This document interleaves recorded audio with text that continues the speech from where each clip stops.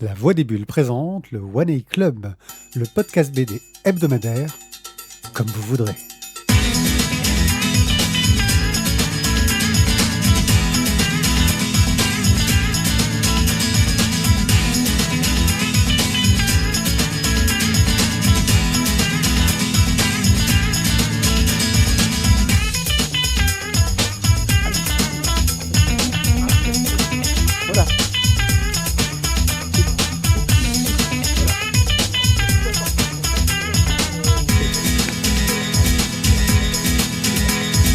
Coucou les gens, bienvenue au One A Club, un podcast qui se fait grâce au soutien de Siobhan, Warlof, Tot, Stéphane, Cobal et Boob.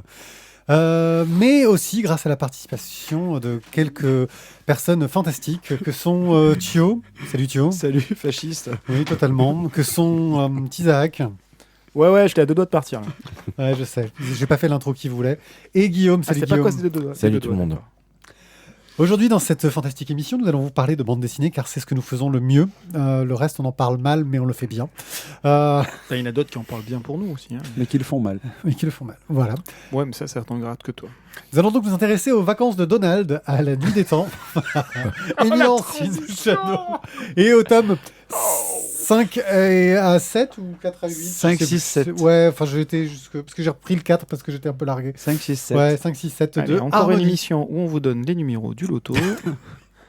Et oui, si nous sommes très forts, on enchaînera avec une rubrique online, ça fait longtemps que je n'en avais pas fait. Parce qu'on a beaucoup de fins de série, c'est pour ça aussi. Ouais, fin de série, l'émission des fins de série en fin de série. On fait des promos fin de série. Titre. Ouais. Bref, je crois qu'on va pouvoir tout de suite se lancer avec moi. Si quand j'écris, tu peux Mais bouger. oui, t'es gaucher, tu fais chier aussi avec ta main au milieu, là. Ça aussi, c'est dégueulasse. Mais ça se fait pas. Les vacances de Donald, c'est Thio qui va nous en Putain, mais parler. elles ont justement. morflé les vacances de Donald. Elles ont pris leur race. Hein.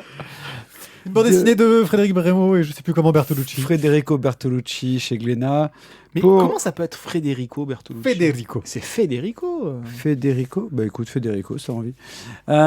Donc, Donald n'en peut plus de la ville, entre les sirènes à toute heure, les travaux, C'est les ça. éboueurs, les tintamars générales. Il en a... Plein le. Voilà, ça lui tape sur les nerfs, le pauvre. Donc, il veut s'éloigner de ce remue-ménage et il veut se reposer. Alors, du coup, il veut aller au bord d'une rivière avec de l'air frais, des fleurs, le calme, pas de personne. Voilà, il veut voir personne. Il veut plus voir personne. Voilà les ingrédients dont il a besoin exactement pour se requinquer. Et à peine cette pensée, je veux dire, lui a traversé furtivement les plumes, eh bien, le voilà qui part avec sa petite voiture pour trouver la paix et être enfin en vacances. Mais c'est Donald, et il a pas de cul, c'est un éternel loser, et donc forcément ses vacances, elles vont pas se Non, passer si, il a comme- un cul, il a pas de pantalon par contre. C'est vrai, c'est vrai. Donc, les deux compères Bremo et Bertolucci nous proposent un sacré voyage avec notre petit canard. Ils vont nous faire vibrer avec une histoire muette. C'est leur marque de fabrique. Hein. Oui, je sais, mais je Mais peux pas le en dire. noir et blanc. Hein. Non. Mais attention, parce que les gars, je vous le dis tout de suite, c'est pas des artistes à la petite semaine. Hein. Bremo, il a bien potassé tous ses classiques. Alors du coup, on va retrouver plein de petites histoires de Donald Duck. On va retrouver les bruits de la ville qui l'empêchent de dormir. C'est un de ses un dessin animé. Les fourmis qui piquent le repas. Mais ça, c'est un classique des Disney et même, on va dire, des dessins animés américains en général. On va aussi retrouver... j'en ai oublié un, j'ai perdu ma ligne. Il faut vraiment que j'ai un problème de vue. Et les je crois. écureuils. Les animaux que notre canard rencontre, attention, parce que le Red Bull, c'est dangereux. Et justement, pour qu'il soit pas seul dans ce beau paysage, on lui a mis, et attention, Chip and Dale qui fight Donald. Oh. Je vous laisse 2 secondes pour la Celle-là- référence. Celle-là, elle est très Voilà. très belle. Je vous laisse 2 secondes pour la référence. On t'expliquera. Voilà, j'ai pas pu résister à ce truc quand même qui est vraiment pour des très connaisseurs. Donc ils ont croisé Tic et Tac. Donc pas encore Ranger du risque, hein, mais quand même clairement de casse-noix en chef de la forêt des rêves bleus. Fight le mal. Fight le mal, pardon. Tucker and Dale fight le mal, c'est Voilà, ça. c'est ça. C'est un film qu'il faut que tu vois. Ou pas. Et là, le dernier sublime clin d'œil que j'ai trouvé de Bremo dans ce bouquin, c'est l'ours. Alors, je vais être Ouais. honnête.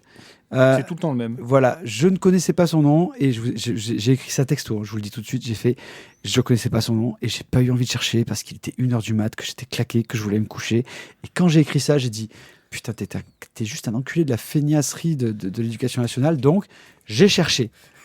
Voilà, parce que je me suis dit... à 2h du mat. Voilà, il s'appelle Humphrey. Et là, j'ai été hyper déçu. C'est hyper décevant comme nom. Quoi, Ouais, ça m'a Humphrey. pris 8 secondes de le trouver. Je t'emmerde. Parce que c'est pas 2h du mat, j'ai pas pris non plus de plomb. Quoi. En fait, c'est l'ours Nicodème. Non, Et c'est Humphrey. Non, mais c'est l'ours Nicodème, Non, c'est plus Humphrey. connu sous le nom de l'ours Humphrey. C'est Humphrey. Tu vois, ça m'a pris 8 secondes. Il a peut-être été traduit en français sous le nom de C'est Nicodème ça. parce qu'ils n'aimaient pas utiliser des noms Je anglais. peux continuer ou ça vous fait chier que je Vas-y, fasse ma Bogart. chronique? Merci. Et donc, du coup, justement, voilà, Humphrey et Donald ont quand même eu beaucoup de dessins animés ensemble. Et c'est là aussi où je me suis dit, tiens, j'ai quand même cherché. En fait, ils en ont eu 6 ensemble. Et là, C'est pas mal. la mémoire d'enfant, tu vois, tu te dis quand même que je les ai souvent vus ensemble, mais pas tant que ça. Ils font beaucoup ensemble. Tu penses qu'il y a combien d'épisodes de Colombo? Je sais pas. Alors, mis à part, justement, voilà, avec ce grand renfort de 53. vieux ingrédients, est-ce que finalement, quand même, le plat qu'a préparé Brémond est bon? Est-ce que ça sent pas un peu le rance, hein? Eh ben, franchement, non. C'est ultra plaisant. Voilà, je dirais que franchement, les adultes vivent bien le truc, sans doute avec la nostalgie de leur belle peau imberbe et des jeunes curieux, peuvent aussi quand même prendre du plaisir, mais je pense quand même clairement un peu moins si t'as pas vu les dessins animés de l'époque. Pour ce qui est du dessin, pour faire simple, c'est comme le dessin animé original, sans les couleurs fadasses, sans le manque de profondeur, sans l'animation de papy. Voilà, très honnêtement, c'est beau. C'est vraiment super beau. C'est ultra expressif. C'est comme avant, mais 100 fois mieux. J'adore. Et là, je vous donne mon avis, parce que c'est vraiment ça qui était important. Est-ce que ce livre... Est-ce que ce livre... Comme il triche. Est-ce que ce livre, très joli, qui est avec une édition classe, avec son dos toilé, ne serait pas le meilleur de la collection Mickey et compagnie chez Glénat? Bah, moi, je vais vous laisser réfléchir, mais mon choix est fait, et en tout cas, c'est le top, et je lui mettrai un coup de cœur. Waouh. Ah ouais, cache. Pistache. Putain, je l'ai pas lu, faut que tu le laisses, faut que je le lise. On va demander. Non, mais là, on a un souci. Ah, mais on peut avoir des soucis. On va avec demander le à problème. Guillaume. Alors, Puisqu'on a vendu 25 par jour, on peut estimer que c'est un coup de cœur. pourquoi tu me fais la voix de Maïté Je ne sais pas. Est-ce qu'elle est vivante, Maïté, alors, encore les vacances de Je ne Donald. sais pas. Écoute, je sais pas si c'est pour moi, c'est pas le meilleur de la collection. Parce que j'ai vraiment eu un énorme coup de cœur sur le premier qu'ils ont fait, là, l'Océan perdu de Filippi et Camboni. Mais par contre, voilà, c'est un bon bouquin. Vraiment, j'ai passé un très très bon moment. Même si, voilà, au début, je l'ai ouvert et j'ai fait pas de texte, donc j'ai feuilleté vite, rapide, machin. Et au tout début, tu te dis, ouais, bon, voilà, bon, ok, bon, bof. Et puis, tu continues à lire, et puis très rapidement, t'es dedans, et puis t'es mort de rire, et tu rigoles, ouais, on les a vus 200 fois, c'est Conte Fourmis, mais c'est toujours aussi rigolo. Et puis Tic et Tac, de toute façon, ils sont juste géniaux, c'est mes préférés, je les adore. Mais pareil, ils ont déjà fait 12 millions de fois les mêmes sketchs à Donald, et à chaque fois, ils tombent dedans, mais c'est pas grave, c'est drôle. Ouais, j'aurais pas forcément pensé au coup de cœur, je m'opposerai pas au coup de cœur. C'est en tout cas une très bonne BD pour la nostalgie, mais le petit bémol, c'est que c'est pour la nostalgie. Effectivement, je suis pas sûr que un enfant maintenant apprécierait Donald. À mon avis, ça ne peut marcher qu'avec les grands enfants qui ont regardé ça enfant, quoi. Mais voilà, plutôt sympa quand même. Ou les jeunes enfants qui ont trouvé la catégorie cachée sur Disney+, qui permet de revoir les classiques. Oui, aussi, ça peut être fun, effectivement. Tiens, Ouais, j'ai le même souci, c'est-à-dire que c'est super bon, c'est super régressif. Est-ce que c'est bon pour un coup de cœur? Je sais pas. C'est-à-dire que si effectivement on enlève le petit goût de la Madeleine parce que ça nous ramène 30 ans, 40 ans, 50 ans en arrière, pas moi 50 ans, attention. Oui, tu fais regard noir, tu le prends pour toi. Ok. Mais effectivement, c'est très très bien fait, c'est très très bien joué, c'est très très bien dessiné, c'est très très bien scénarisé, c'est très très bien découpé. Ça fonctionne divinement bien. Je m'opposerai pas à un coup de cœur. J'ai envie de dire, en même temps, si tu mets pas un coup de cœur sur les Madeleines de Proust, C'est ça, c'est un peu les mets, l'idée. quoi. Non, mais Eh bien, jeunes gens, vous avez de la chance que je ne l'ai pas lu. Ce coup de cœur est validé. C'est Les vacances de Donald de Frédéric Brémond et Federico Bertolucci. C'est chez Glénat pour 15 €. Et c'est un coup de cœur. Ouais.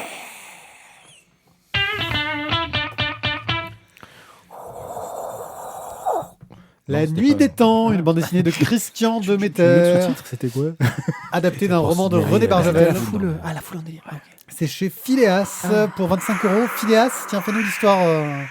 Phileas, il me semble que c'est une sous-édition de je sais plus quel éditeur qui veut faire de l'adaptation de roman. Est-ce que tu le sais ou pas Thierry, non, on t'écoute. C'était Guillaume.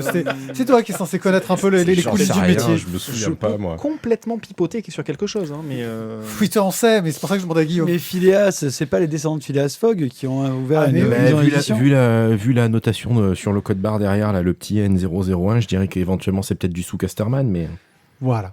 Bon, on verra ça plus tard. Il est en train de chercher Mais, l'éditeur. Bref, c'est Isaac qui va nous en parler. Et C'est là, ça. je lui ai presque piqué du temps. Allez, t'as le droit de... Jungle, c'est marqué en fait dedans. C'est une sous-marque de Jungle. Bon, bah, là. ouais, mais non, moi j'ai pas envie, moi. Tu perds du temps, là. Là, le Ah bon compteur est lancé, là. Ah Le bon, compteur est ok, lancé. d'accord. Bon, alors du coup, il faut que je retrouve ma chronique, c'est là. Donc nous allons parler et suivre le docteur Simon, qui fait partie d'un groupe de scientifiques. Il est parti en Antarctique. Et il relève sur des sondeurs des signaux étranges. Bien réguliers. Donc pas du tout naturels. Pour information, parlons de la nuit des temps. Tu l'as précisé. Oui, bien sûr. De René Barjavel.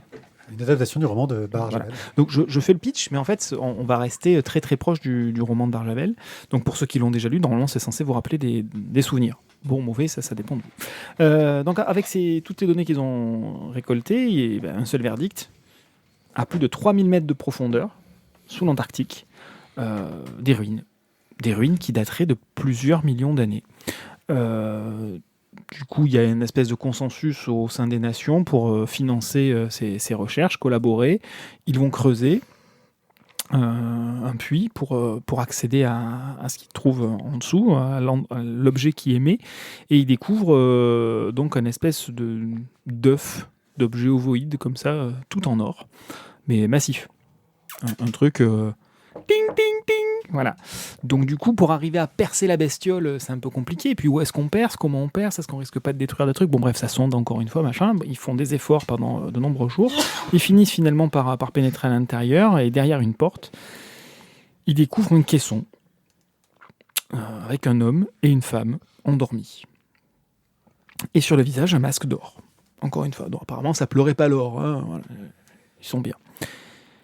Bon, ils font un peu des tests, machin, savoir qui est en meilleur état, qui est pas en meilleur état. Bon, apparemment, la femme est en meilleur état que l'homme, donc ils décident de la réveiller et d'essayer de communiquer avec elle et de comprendre tout ça. Dès le premier regard, le docteur Simon tombe totalement, éperdument amoureux de la jeune femme. Simon Cara. Aucun rapport. Un petit bout de patate. Et donc, Merci. meilleur gencive du littoral. Simon donc tombe totalement éperdument amoureux de cette jeune femme qui se prénommait Léa. Qui est-elle? D'où vient-elle? Depuis combien de temps est-elle Non, je savais que ça allait induire quelque chose. Et c'est Pierrick qui a réagi. Bravo Pierrick. Depuis combien de temps est-elle endormie? C'est pas un robot.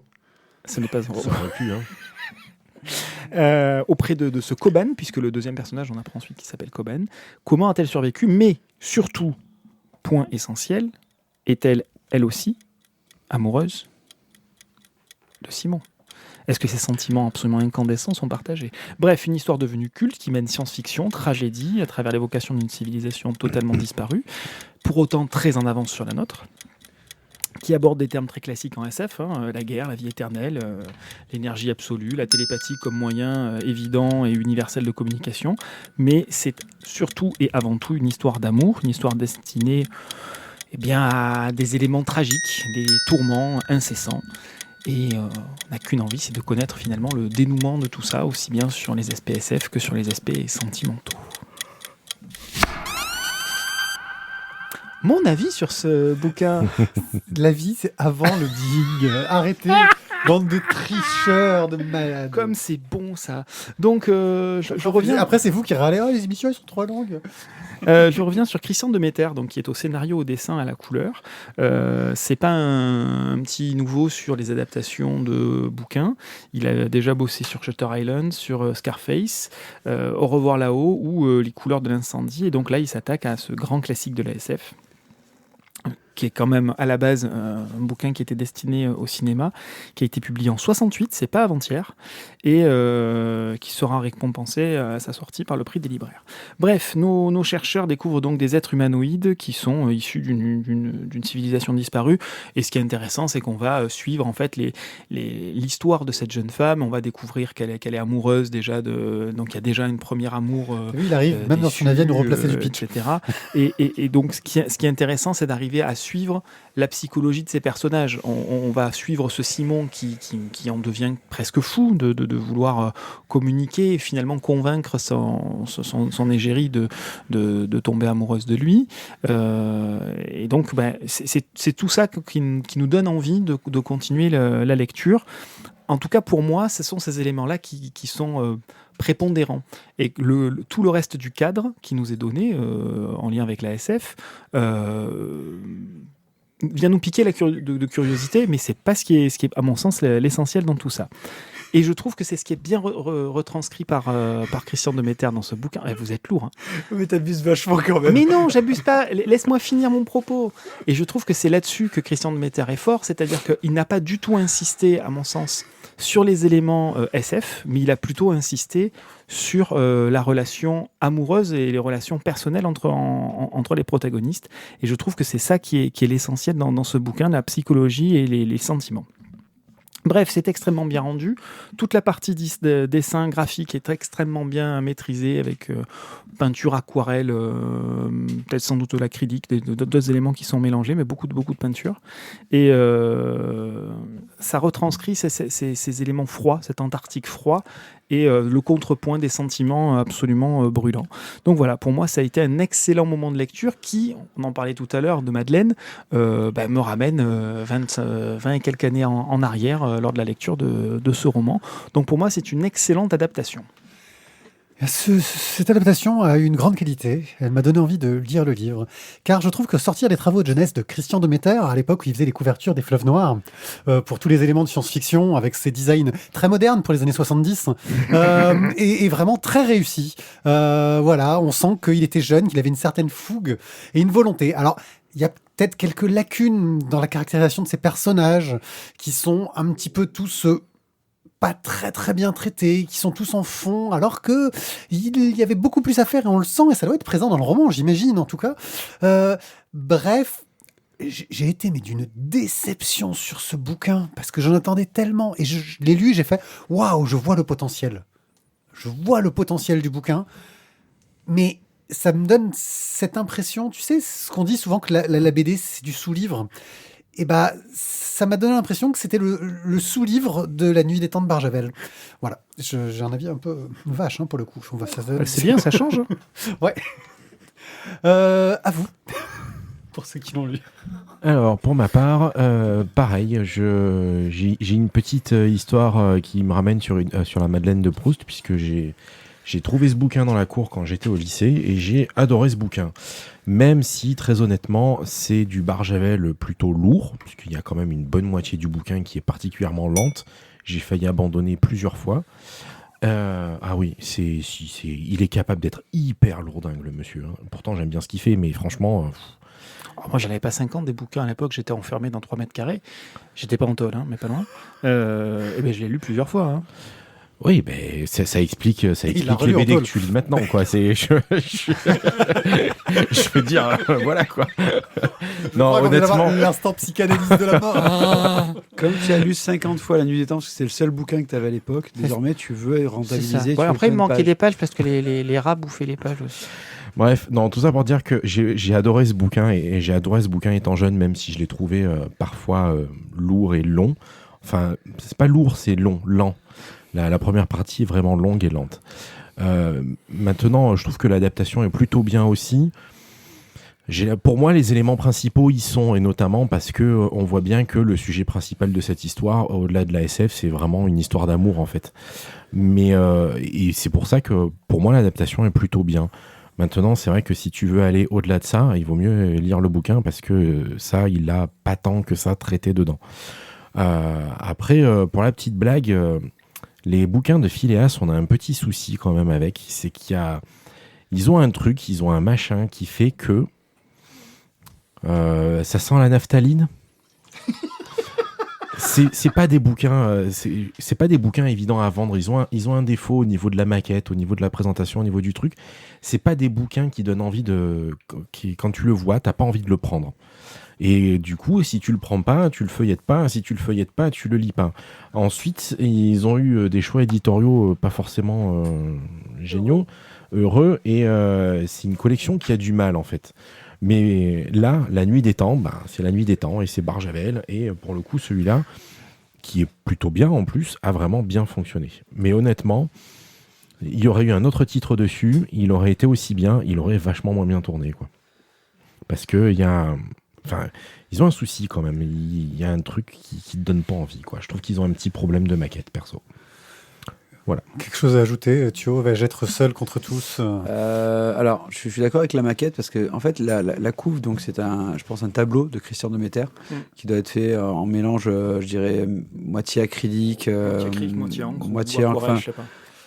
qui à mon avis mais déchire. Et je pense que juste avec le soleil, putain, fais-le en surimpression pour avoir vraiment autour le. Non, mais ils autour l'ont des fait deux. doré, hein. Non, mais justement, t'enlèves ce doré. Enfin, tu laisses le doré, mais tu fais l'impression à froid là pour avoir Un truc en surimpression. un truc en surimpression. Ça aurait été super joli. Mais ouais, je suis d'accord avec toi. La maquette donne vraiment pas envie. Et si ça n'avait pas été La Fin des Temps, je pense que clairement, moi, on me l'a offert et je l'aurais jamais acheté. Mais du coup, La Fin des Temps, c'est pareil. La Nuit des Temps. Oui, La Nuit des Temps, c'est La Fin des Temps, c'est c'est autre comme chose. quoi il t'a marqué. Hein. Ouais, marqué, ouais. Ah, mais j'ai pas chroniqué le bon bouquin. C'est ça, putain. Ah merde. Bon, ben non, finalement, j'ai rien à dire. Ok. Donc c'est La Nuit des Temps de Christian Demeter, d'après le roman de René Barjavel. C'est chez Phileas pour 25 €. Mais franchement, c'était bien. Si vous voulez nous La chronique soutenir, était un peu longue, mais sinon, c'est- si vous voulez nous soutenir dans l'achat de livres que tout le monde n'aime pas, vous pouvez nous aider sur Tipeee. Tipeee, c'est un site participatif. Vous pouvez devenir nos mécènes. Vous mettez un petit euro par émission ou un petit euro par mois. Vous pouvez dire, je leur donne 50 € par émission, mais pas plus d'une émission par mois, parce qu'il ne faut pas abuser. Vous pouvez faire tout ça. Vous pouvez nous offrir un café, une bière, comme ça. Et ça nous fait plaisir. Ça nous aide à avoir du matériel de qualité, à avoir du son de qualité, à faire des lettres d'huissier à Soch pour qu'ils me remettent Internet. Il faut alors là, il faut donner des sous pour de la thérapie.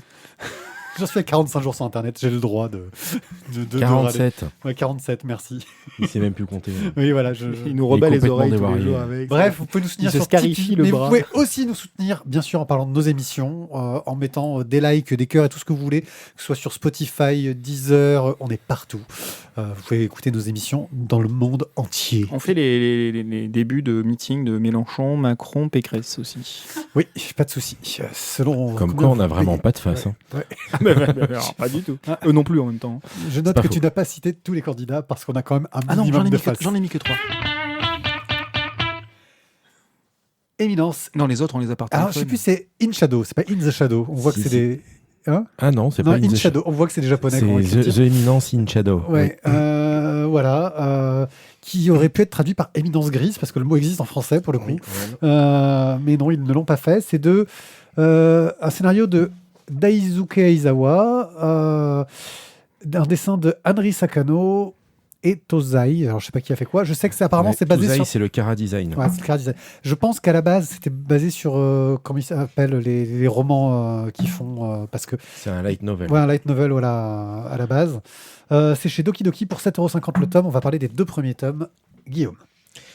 Alors, The Eminence in Shadow, l'éminence grise. En fait, le propos est... Alors, bon, voilà, la couverture, des jolis pépés, des décolletés, un mec avec les yeux rouges, une capuche. Bon, ça ressemble furieusement à du shonen vaguement classique et revu et ressucé plusieurs fois. Mais bon, comme je suis un vieux bonhomme de 40 piges qui aime bien les charmantes demoiselles et les beaux décolletés, j'ai quand même ouvert le tome. Dès qu'on dit ressucé, quand même. Moi, franchement, je l'aurais pas fait si tu l'avais pas proposé. Oui, non, mais voilà, non, mais j'assume, j'aime bien les dessins, les l'a beaux proposé dessins en de SP, beaux j'ai dit non, décolletés, tu vois. voilà. Ah ouais, carrément. Et en fait, je regrette pas parce que pour le coup, bon, ça reste clairement shonen. Hein, clairement, il s'amuse beaucoup avec les codes, justement de toutes ces charmantes demoiselles à moitié à poil avec des armures qui sont supposées protéger, mais qui, on le sait bien, en fait, elles protègent pas du Parce tout. que c'est des caps slime. Voilà, c'est ça. Ils ont trouvé l'excuse. Mais bref, il assume complètement et totalement ce côté pas du tout crédible du shonen. Et il s'amuse à raconter une histoire juste improbable, pour ne pas dire débile, et que personnellement j'ai beaucoup apprécié.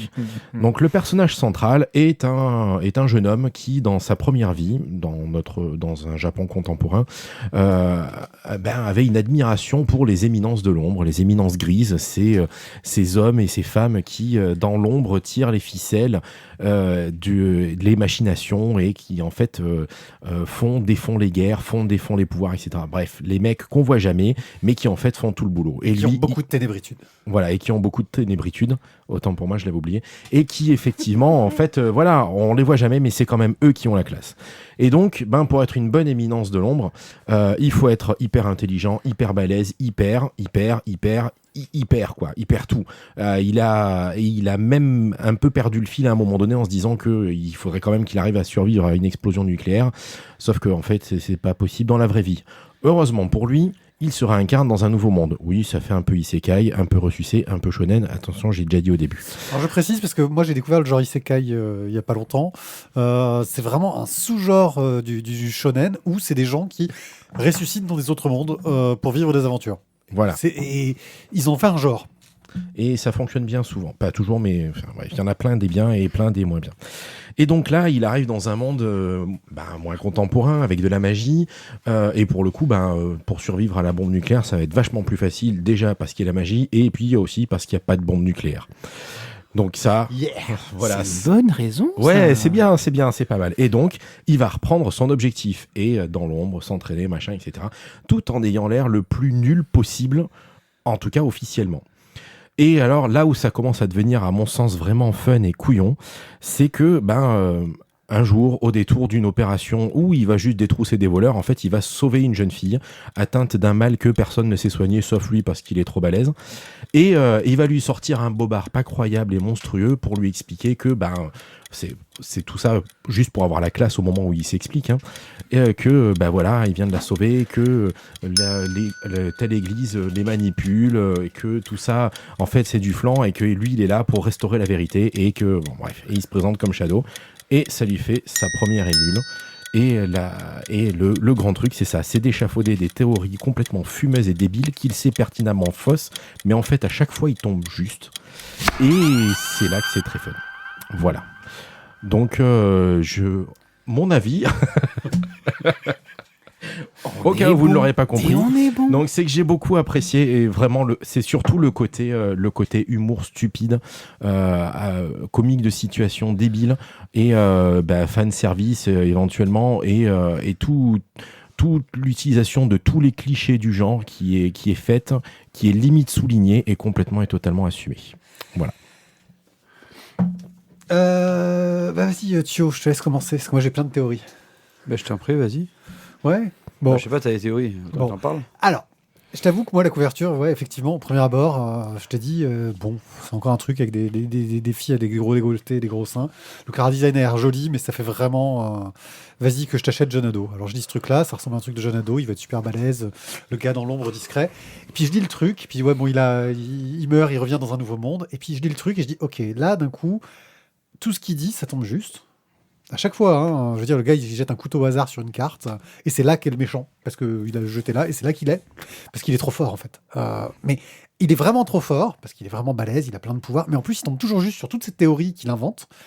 Il est entouré, parce que ses adeptes, bizarrement, ce ne sont que des gonzesses. Et que des bonasses. Et toutes plus bonasses les unes que les autres. Et toutes plus balèzes les unes que les autres. Donc, et c'est là que ça devient subtil, c'est que je me suis dit, waouh, j'ai l'impression de lire une sorte de fantasme d'adolescent. Totalement. Subtil et fantasme d'adolescent dans la même phrase. C'est chaud. Si. Mais tu vas y venir. Si, parce lis-le, que, tu vas comprendre. Parce que j'ai une théorie énorme. Non.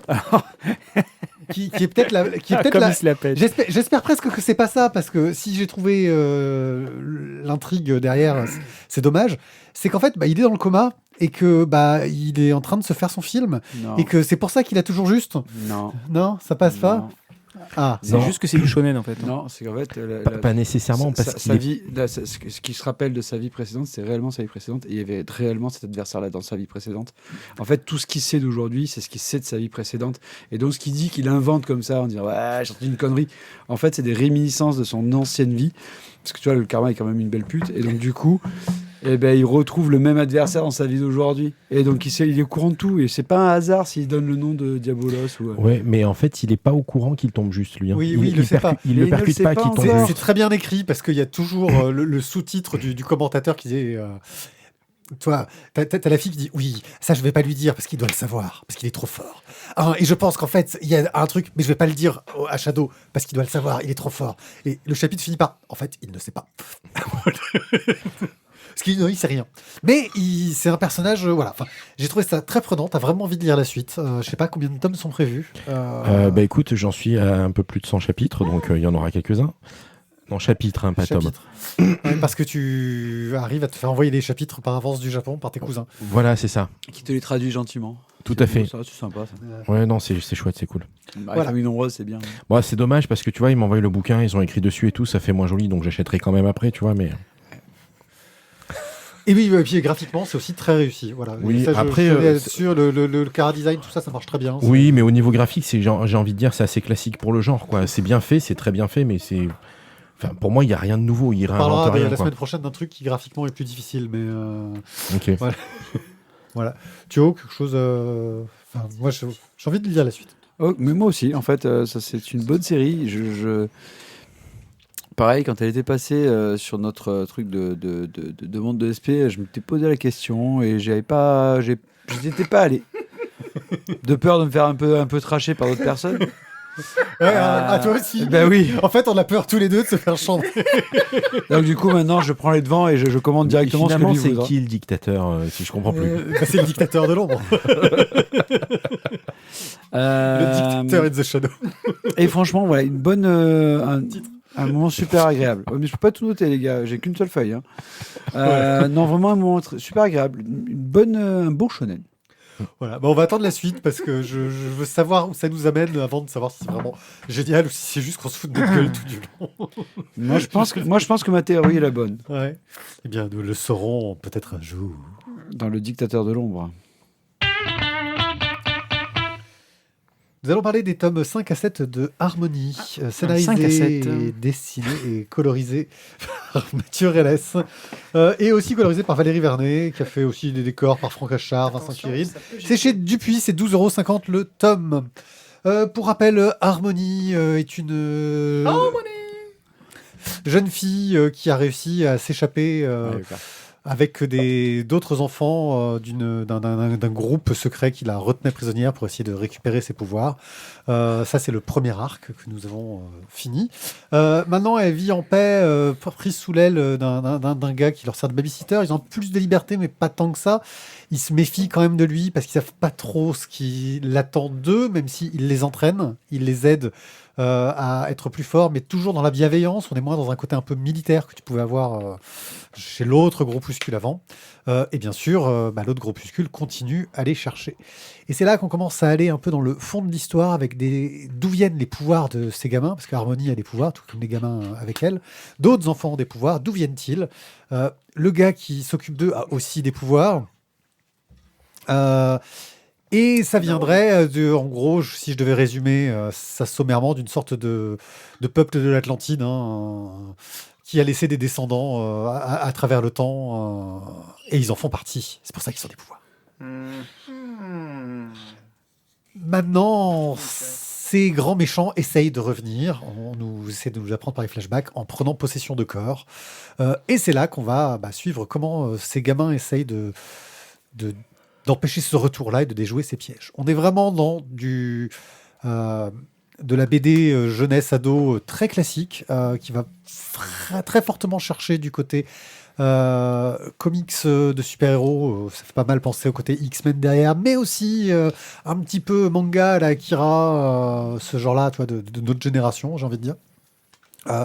Ça marche plutôt bien, c'est plutôt efficace, même si on reste sur une intrigue quelque peu classique. Oui, alors quand je dis que ça fait penser à Akira, à un moment donné, ils regardent les trucs qui montent leur pouvoir et t'as des ondes dans une sorte de rond, comme dans Akira, quand ils regardent les pouvoirs de Tetsuo. Enfin, il y a pas mal de trucs qui sont piqués là-dedans. Il y a quand même un point qui est réussi, c'est que on se retrouve sur 2 albums qui te montrent la même histoire sous 2 points de vue différents. Une du côté des méchants et une du côté des gentils, donc. Ce qui apporte un petit peu d'originalité à la narration, qui font qu'on sort un peu des sentiers battus.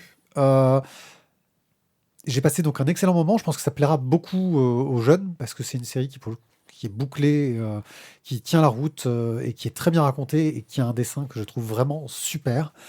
Mais bon, je suis pas sûr que je m'en souviendrai jusqu'à la fin des temps. Voilà. J'ai passé un bon moment, mais bon, ça fait T'avais bien l'air son taf. plus emballé quand c'était le début de la série, en fait.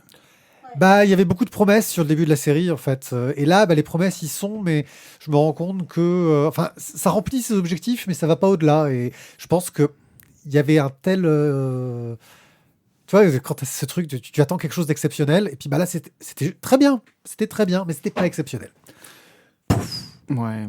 Tu vois, je le trouve triste sur cette émission. La nuit des temps, pouf. Harmonie. J'ai dit du bien d'Eminence in Shadow. Non, t'as pas dit bien Eminence in Shadow. T'as dit j'ai une théorie. Ah non, ouais, mais j'ai dit du bien aussi. Il est vivant. Alive, alive, he's alive. It's a trap. Bon, Thio, toi qui es le seul à avoir lu cette série. Non, du tout. Du nez peut-être. Franchement, je suis déçu de certains commentaires, mais bon, je vais passer outre. L'outre, on dit. L'outre. Je vais aller un peu dans ton sens, en fait. Au départ, tu es on était triste, parti Mathieu, sur. Ben non, ouais, je suis triste. Je suis fatigué aussi, mais ça, c'est pour autre chose. C'est que j'ai la crève, quoi. On était parti sur vraiment une série, je trouve, qui était ado avec des super pouvoirs, qui avait beaucoup d'intérêt. Moi, je me suis régalé sur les premiers tomes. Je suis d'accord avec vous, en fait. J'étais bien ambiancé dessus, quoi. Et là, la fin, avec le sorte de truc où il se retrouve finalement une sorte de combat cosmique entre déités anciennes. Ouais, mais. Ça fait le spoil, non? Oui, Non, c'est pas un spoil, c'est dit tout de suite. je crois que c'est à partir du tome. Dès l'intro du tome 4. J'allais dire 5. 5, tu sais qu'il va y avoir un qui va être possédé. Enfin, Ouais, l'intro du tome 4, c'est Ouais. la fin du tome 7, déjà. voilà. Bon. Donc, du coup, non, il n'y a pas de. Et non, en fait, un peu déçu par cette fin. Clairement, graphiquement, c'est splendide. Je trouve qu'au fur et à mesure, il est encore step up, quoi. Et c'est diable. Mais moins bien dans l'histoire, finalement. Donc, une bonne série. Mais bon, voilà. Sans plus. Voilà, bien, mais pas top. Bien, mais c'est un pas peu top. notre. Bon, on met un coup de cœur du coup. Non, mais bien, mais pas puduc, tu vois. Voilà, pas bien, puduc. non, pas puduc. Pas puduc, mais bien. Eh bien, oh, j'avais même pas prévu le jingle online parce qu'on n'avait pas fait la dernière fois. Mais enfin. Et bah voilà. Attention, qui bouge-toi dans le micro et je fais online derrière. Online. Online. Je sais plus faire les bruits d'internet. Bah, tu vois, tu devrais rebrancher ton modem 56K. Ouais, c'est ça. Ah, 28 baudes. USB robotique, souviendez-vous. Oh non, j'avais ma connexion, mais mes parents ont décroché pour appeler. Oh non, Oh t'as non. encore coupé. Il faut juste que je retélécharge mon super fichier de Metallica De 800 kilooctets, c'était le titre en wave de digital en du 16 midi. bits. Bien, nous allons commencer par parler très rapidement, parce que c'est quelque chose qui s'est fini malheureusement. Je vous ai déjà parlé du strip Deep Dark Fears, c'est Frank Krause, un auteur qui s'amusait à récolter les peurs des gens, qui leur racontait des peurs, des cauchemars, qui les mettait en BD de 4 cases. Et qui était plutôt réussi, avec des choses parfois un peu flippantes, des choses parfois qui prêtent à sourire, mais qui sont toujours sympas. Et il a syntaxique à la volée. décidé, pour soutenir l'Ukraine pendant le conflit, de mettre en vente des portraits, c'est-à-dire que tu envoyais une photo de toi, de ton chien, de qui tu voulais, il faisait le portrait.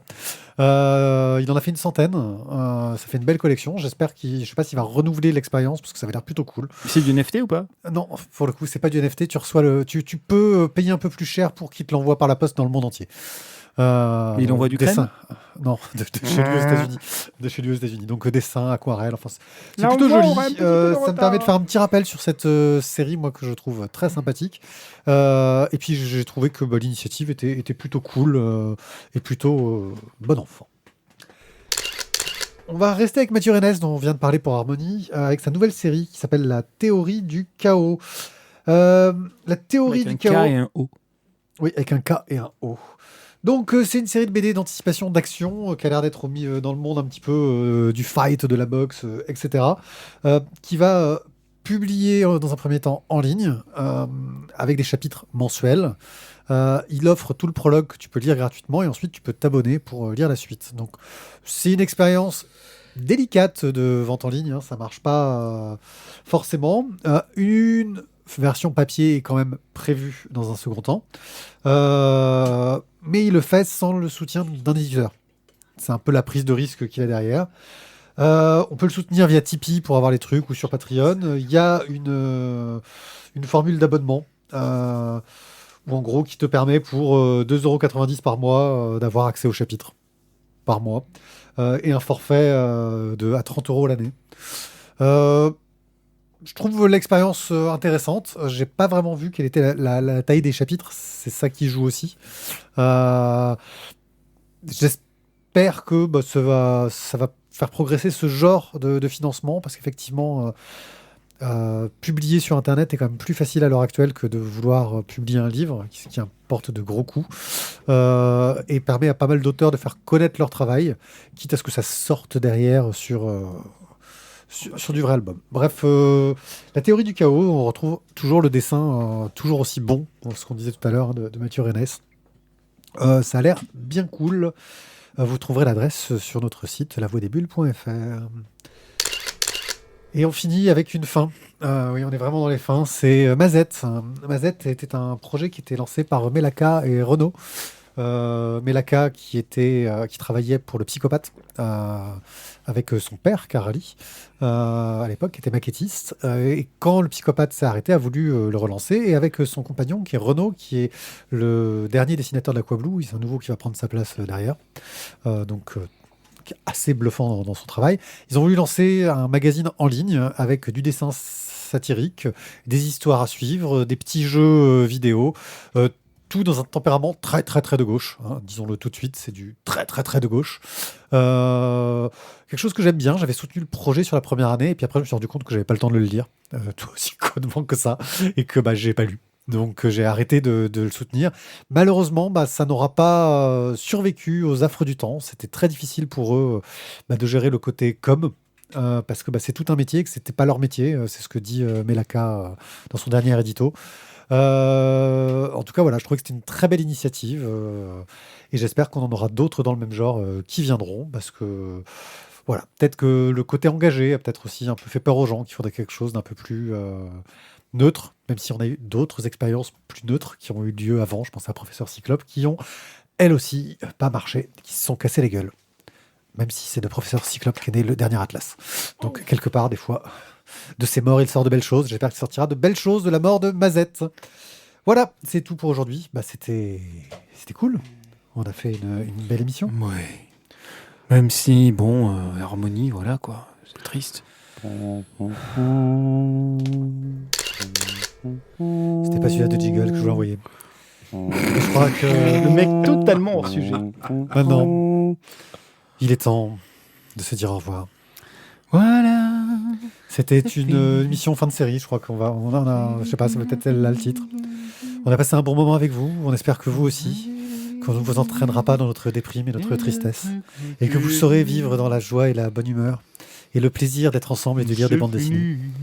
N'hésitez pas à aller sur lavoidesbulles.fr envoie-le le jingle de fin là. pour lire tous nos trucs Mets-lui dans la gueule, le jingle tristes de de la mort. Sur ce, je vous dis au revoir, et j'espère vraiment, à bientôt sur Internet.